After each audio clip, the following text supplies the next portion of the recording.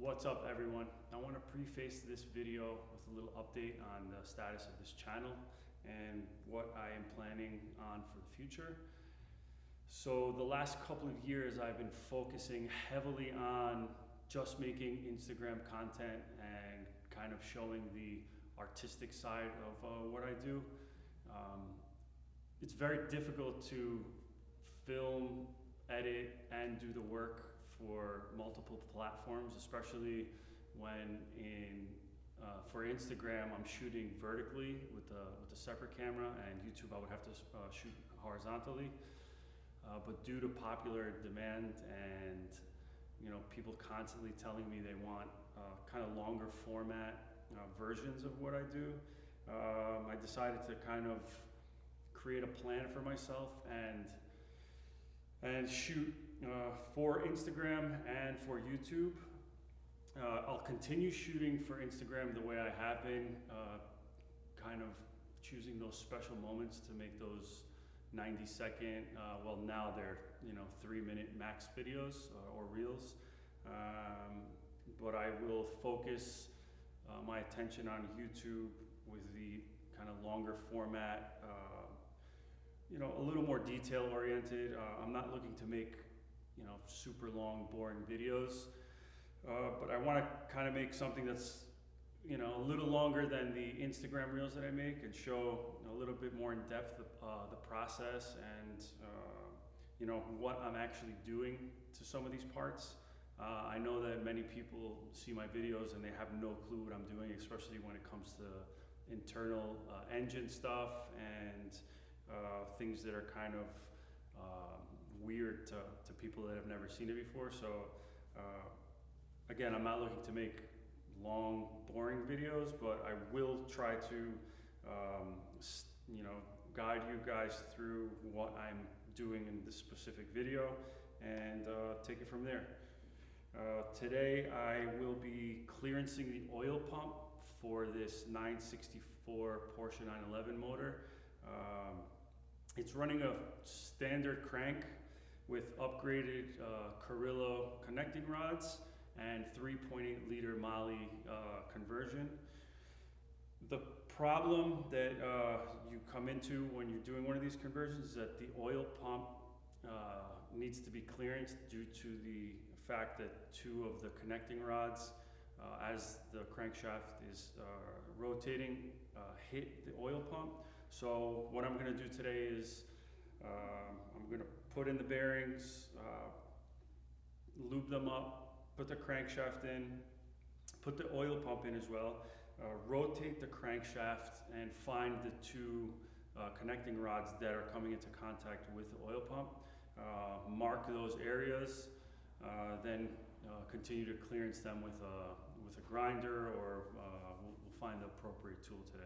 One thing I want to note is it's very important to cover up any of the oil orifices in the oil pump, and also the strainer. I usually use like a little plastic bag and just zip tie it. You do not want any foreign material or any metallic material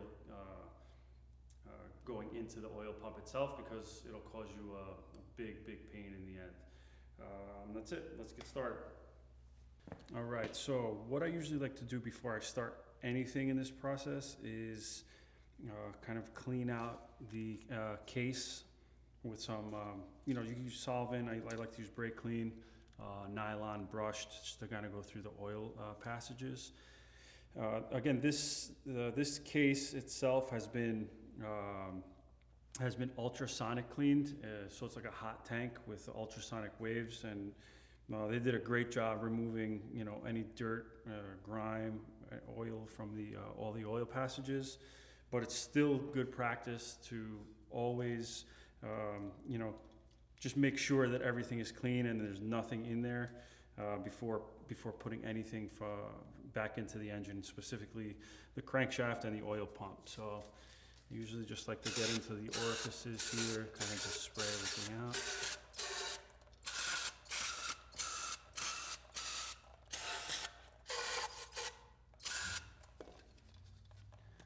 Just kind of get in there.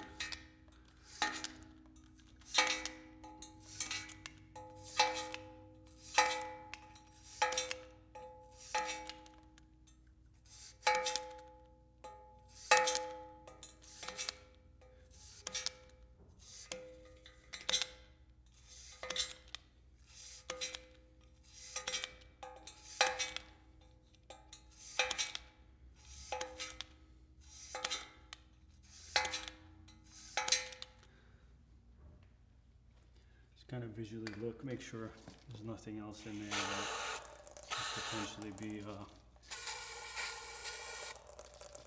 blocking or contaminating. So these little, you can't really see from the angle of the camera, but the main bearings get their oil through these little oil galleys here on one side. I just kind of want to run the cleaner through them and just, again, make sure that everything's clear and clean. We'll also get this totally sprayed out with compressed air before continuing.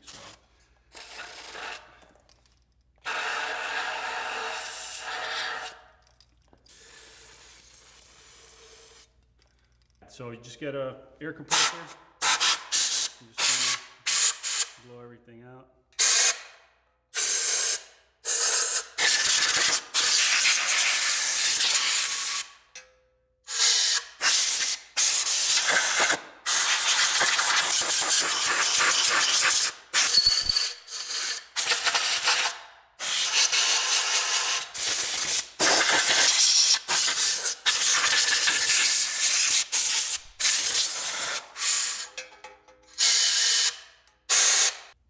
So next what we got to do is grab our main bearings and counter shaft bearings, and we kind of want to clean them up a little bit.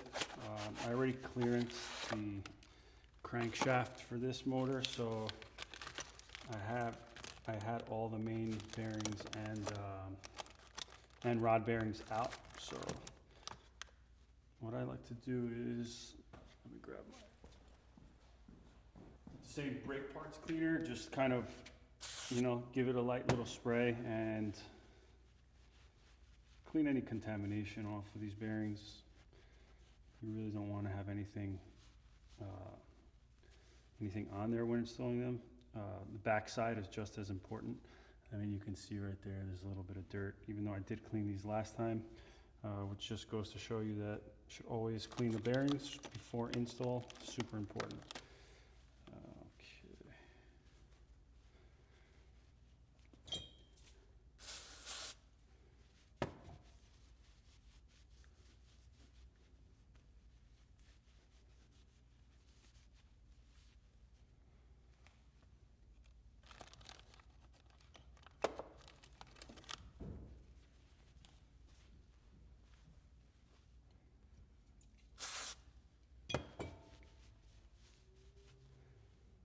A lot of people also, they comment on my videos when I'm doing these engine builds, saying you shouldn't be touching these bearings with your raw hands, and the oils will make them corrode. And I agree with that to an extent. If you see here, like the actual bearing surface itself that contacts the crankshaft is coated. The back of it is still raw. So yes, you don't want to touch these with your bare hands too much, but it's not an issue like the older style bearings from back in the day, which were like all steel and definitely more susceptible to corrosion. So I was just grabbing from their sides like that. Plus, if your hands are oily, obviously wash them before handling bearings, or just wear some kind of glove to protect them.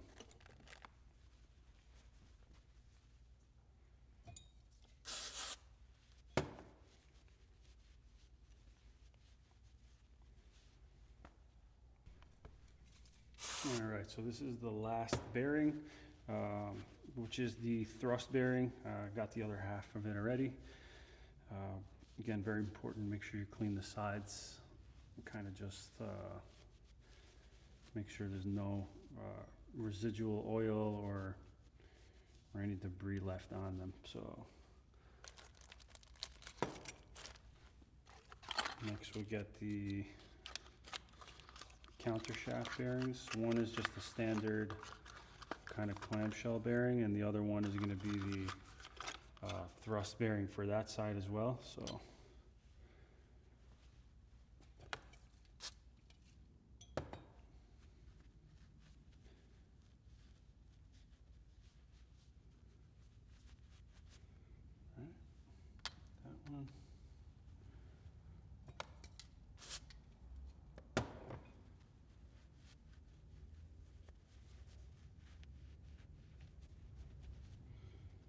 Okay. And then we have the thrust bearings for the intermediate shaft. This is one. You see this has the little, the sides, the steps as well, which keep it from, kind of centers it in its bore.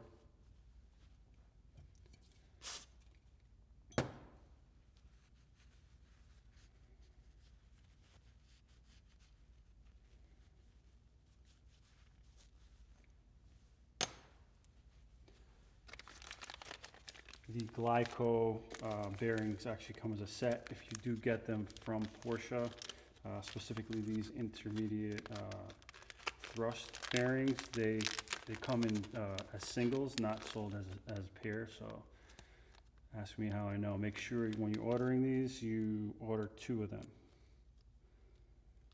because that will set you back.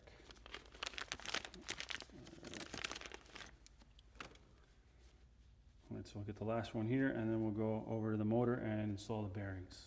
So before we get started with the bearings, again, I'd just like to come in, get a little solvent on this microfiber, and kind of just make sure everything is clean, and make sure you're using something that's lint-free, because again, you don't want any contamination, and that also means lint, which even these towels could potentially leave sometimes. So just make sure that if it does, you just kind of break it away, especially in these areas that are a little sharper. They can catch on whatever you're using to clean it and cause you all types of craziness. So, okay, let me grab the bearings.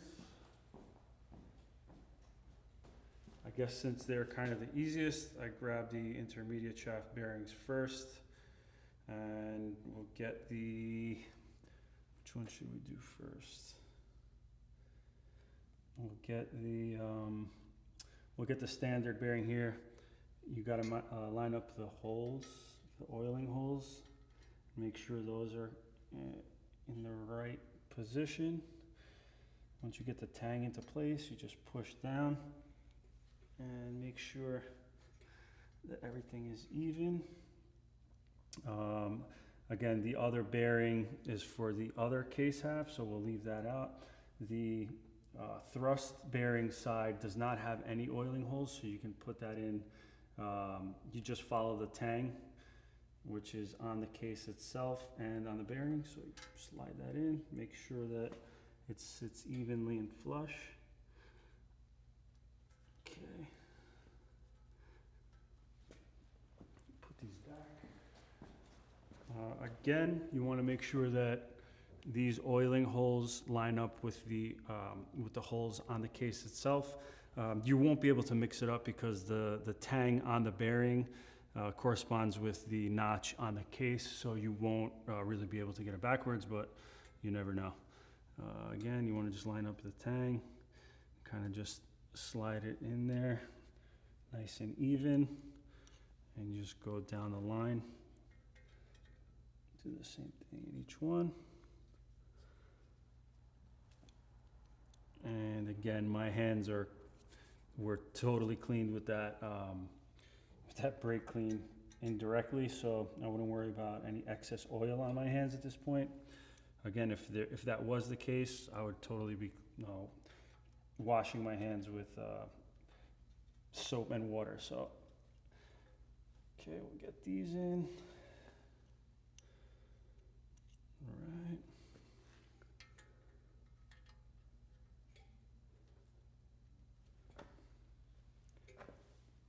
And this is the last standard bearing. After this, I'll grab the thrust bearing and put that in.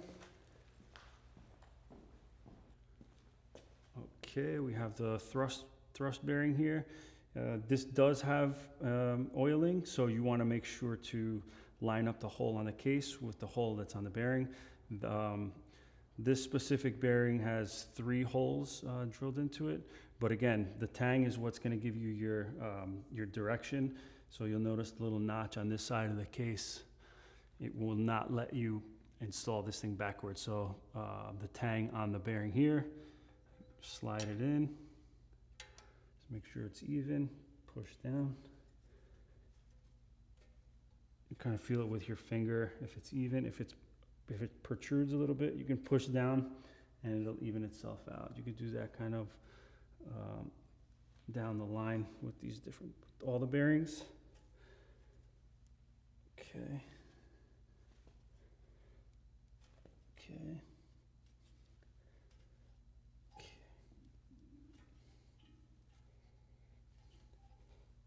All right, so I'll go grab the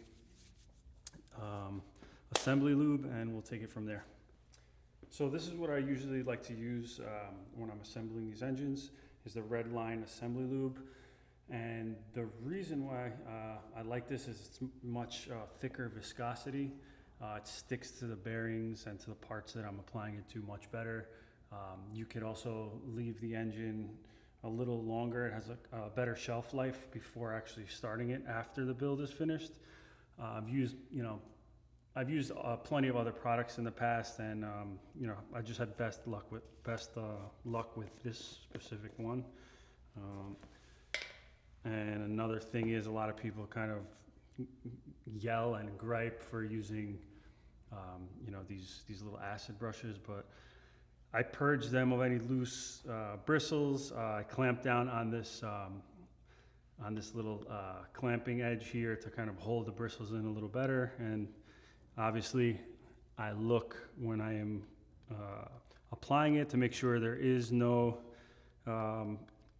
loose bristle kind of left in the bearing itself. So here we go.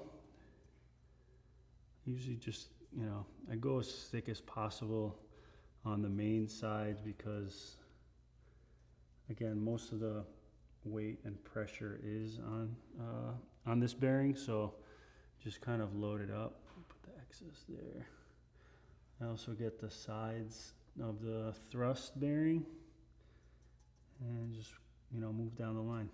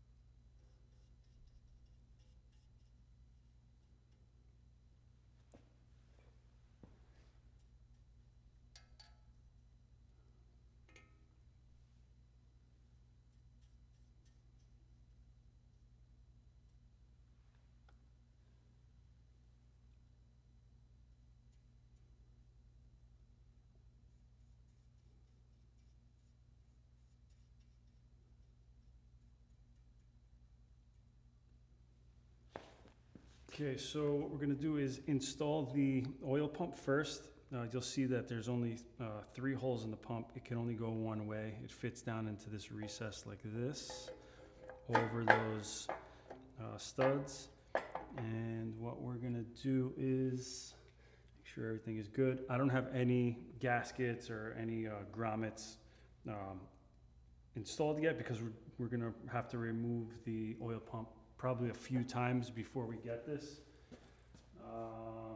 And usually these oil pumps have this special locking nut, which I won't use for this kind of in and out trimming procedure. I'm just going to put standard nuts in there so I'm not destroying these lock nuts. This one here. This is just a standard 8mm nut. Put that in there, and that should actually hold it in place. Let me grab 2 more of those standard nuts. Okay, we'll put these final 2 nuts in place. And you don't have to really crank down on these. You just want them to hold the oil pump down kind of evenly as we're spinning the crank over. That one is probably a different thread pitch, but even with these two nuts holding it down, the oil pump is level and in place. So next we'll grab the crankshaft, we'll set it in, and we'll see exactly where the rods are contacting the oil pump. Okay, what we're gonna do with the crankshaft is, before bringing it over, we're gonna open this new number 8 nose bearing. This is a factory Porsche part. Thanks again to FCP Euro. They are a huge help when it comes to the parts on these builds, and I don't think I could do it without them.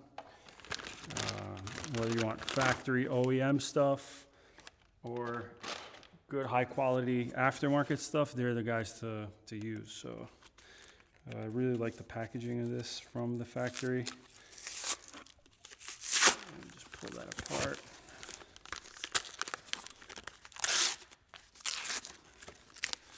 Also, thank you to Porsche for continuing to support these older cars. It's obviously, without them, this stuff could never happen. So, okay, we got the number 8 nose bearing.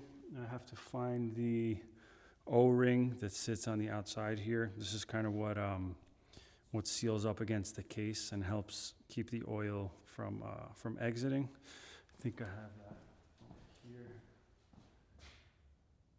All right, I found it. It was in the other bottom end seal kit. So just cut that open. Try to locate this O-ring. And everything else in here. All right. So in this little pouch we have the oil pump gaskets. We have what should be the number 8 bearing gasket or O-ring, and the small tiny O-rings that are going to go on the case through bolts and nuts. So it's most likely this one for the number 8. Let's see. Yeah, that looks like it's it. Nothing really too complicated when installing this. Just kind of roll it over, let it find its home in there. Sometimes they roll around a little bit and kind of sit crooked in there. Just move it around and get it situated. I usually just put a very tiny coating of like a silicone paste or something, just so it doesn't go in dry. It doesn't really need more than that. Some guys even they add case sealant around these, but I know that's probably a bad idea. I've done it once or twice in the past. I've never had an issue, but since I've been just installing with a light coating of some kind of silicone lubricant. All right, once you get that O-ring set up, you also want to get some of that assembly lube inside here, because again, the crankshaft will be spinning around this, so you want to kind of orient this in a way where that notch is up. You want to make sure it freely moves. You want to make sure all of the rods are good. Again, this crank has been assembled probably over 2 weeks ago. Still good. I mean, that's why I like to use that assembly lube, is because it actually sticks and it lasts the longest. Next thing, you're going to want to orient and grab the rods that will be going down into the case, and hold the ones that are going to be going up. Let me just double check and make sure I have everything ready. All right, so this is going to be a little tricky now because I have it the wrong way. So I'm going to grab this crankshaft and bring it over there. Grab it like this. I'm going to be very careful drop it in smoothly.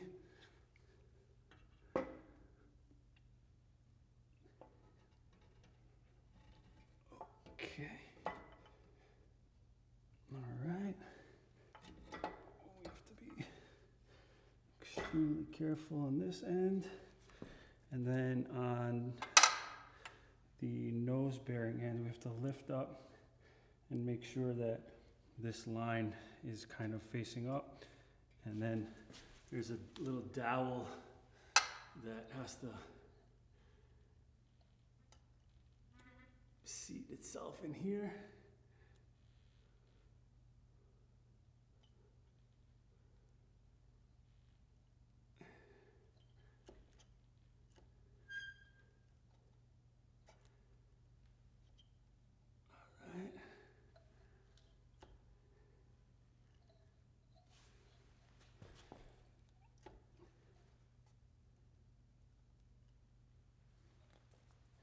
Okay, that's in.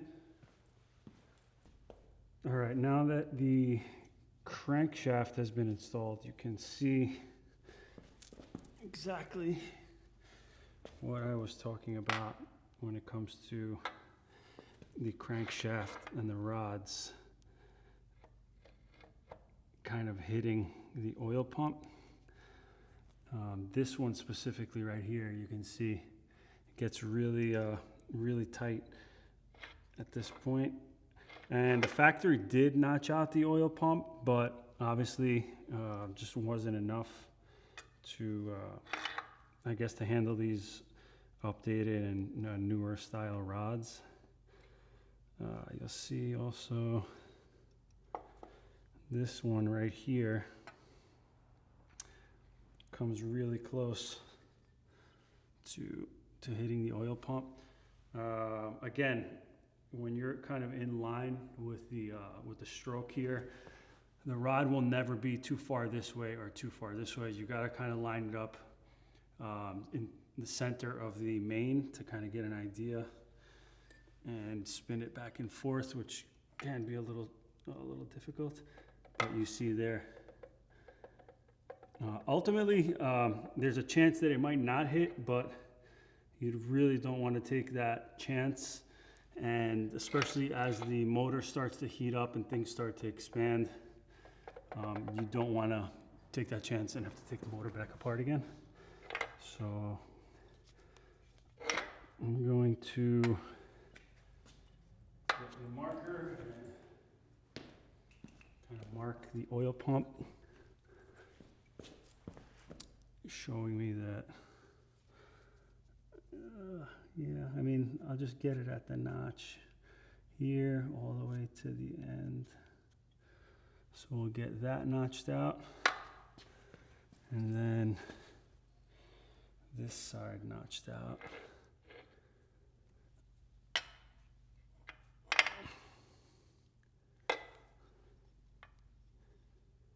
This is what most people don't see or understand when it comes to the pricing of rebuilding one of these engines. It's not it's not plug and play where everything kind of fits together. It's definitely more involved in that, and you got to understand that. So I'll mark that here. Again, there's a notch there already, but I kind of want to just make sure I know. So we'll notch that out and that out. Let me check that bottom rod as well and make sure. I've never clearanced that side, but just to be on the safe side, let's give it a little rotate and see where we're at.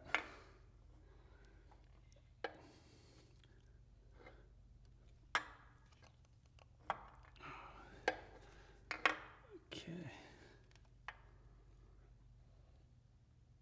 While we're at it, we'll clearance that one as well. Just mark it.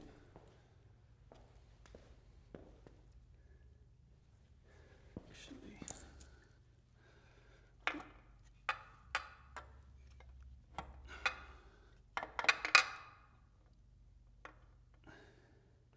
yeah, it's only going to be that bottom end. So I'll mark it down here.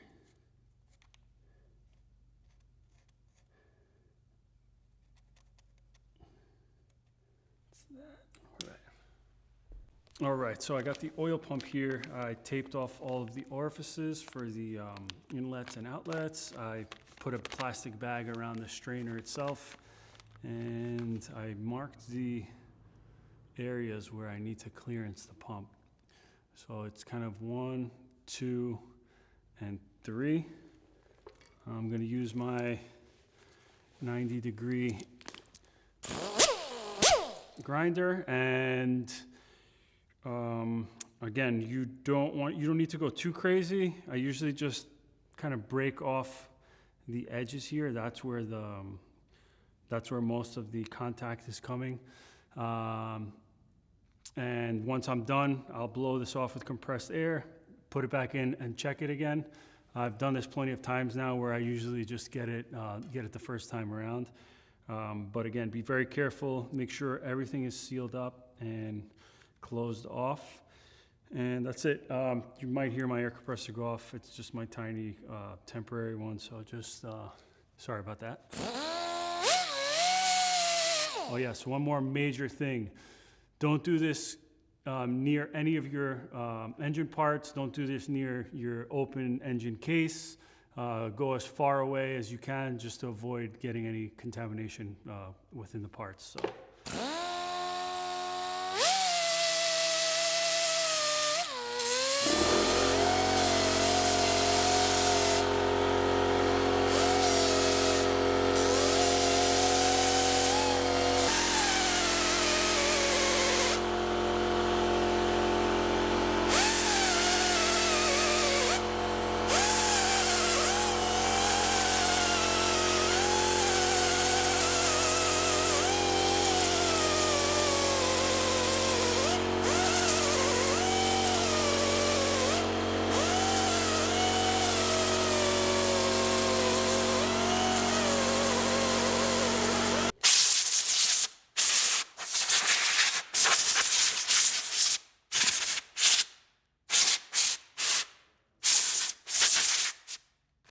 All right, so we have the trimmed oil pump going back in. Again, I'm just gonna place it in there. I cleaned it off already, but I just wanna confirm that we are good to go with the clearance. Then I will remove it again, take the tape and plastic off, and I will do a thorough clean before I do the final assembly with the counter shaft and everything else connected to it, and then I'll be able to drop it in its final place. So let's see. Okay, that's this side. We'll spin this. It's a little tricky. These rods like to get stuck in different places as you're spinning it around. So, okay. All right, we're good to go on that middle, on the middle. Let me focus you guys a little better on this. On this middle relief that I made, I see that in this position you have at least 3 or 4 millimeters of tolerance. Let's check the next one. We'll check this one here. Okay.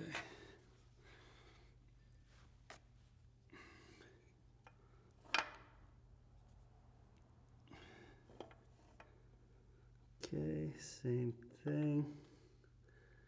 We are currently about 2 to 3 millimeters away. So our clearance there is good. And you want to kind of bring it back and forth, and also try it at different angles and see if it's hitting or if it might hit. Remember, as these components start to heat up, they will expand, and if you have like a millimeter or less of tolerance, just know that they'll hit whatever's in the way. So make sure. Okay, same thing here. We have a few millimeters of tolerance between the pump and the rod. Okay, that's good. Tape is in the way a little bit. Okay, great. All right, and that's it. I guess we're good to go. This crankshaft and oil pump is good to go. All right, so this has been a little test run of kind of the new YouTube formula that I want to continue. Again, I'm not trying to make anything that's too long or too boring, but this is for the people out there that are into this stuff and want to kind of learn a little more about how these things are done. So just let me know down in the comments if you like this. If you have any other suggestions, I'm totally down to hear them. And that's it. The next thing I have to do with this engine is clean up the other case half, clean out all of the oil galleys, make sure everything is clean, put the sealant, bearings, more assembly lube, and close the case. And from that point on, we will have a finished bottom end, and then we move on to top end, cylinders, pistons, heads, cams, and all that good stuff. So I'm looking forward to do the next video. Again, let me know if you have any questions or comments down below, and I'll see you on the next one. Peace.